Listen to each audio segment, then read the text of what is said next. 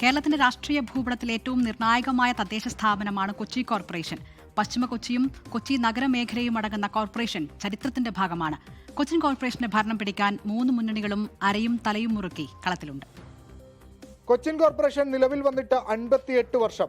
Mattancherry municipal council യോഗത്തിലെടുത്ത തീരുമാനമാണ് കൊച്ചിൻ കോർപ്പറേഷന്റെ രൂപീകരണത്തിലേക്ക് നയിച്ചത്. 2001 സെൻസസ് പ്രകാരം 57 ലക്ഷമായിരുന്നു കോർപ്പറേഷൻ പരിധിയിലെ ജനസംഖ്യ. എന്നാൽ നിലവിലത് 70 ലക്ഷത്തിലേക്ക് അടുത്തിട്ടുണ്ട്.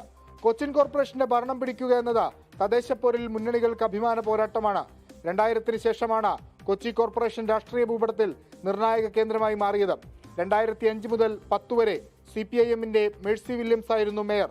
അടുത്ത 10 വർഷം ഭരണം UDF കൈകളിലെത്തി.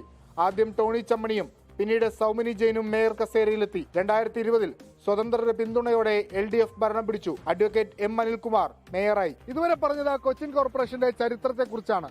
ഇനി കൊച്ചിയിൽ പുതിയ ചരിത്രം രചിക്കാൻ ഈ പുതിയ കെട്ടിടത്തിനകത്തെ കൗൺസിൽ ഹാളിലെ മേയർ കസേരയിലേക്ക് ആരാണ് എത്തുന്നതാണ് അറിയാനുള്ളത്.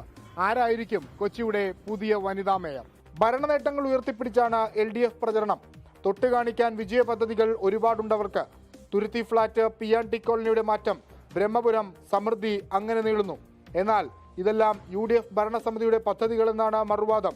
കരുത്തുകാട്ടാൻ NDAയുമുണ്ട്. ആരായിരിക്കും കൊച്ചിയുടെ മൂന്നാമത്തെ വനിതാ മേയർ എന്നതാണ് ഉയരുന്ന ചോദ്യം. 24 കൊച്ചി.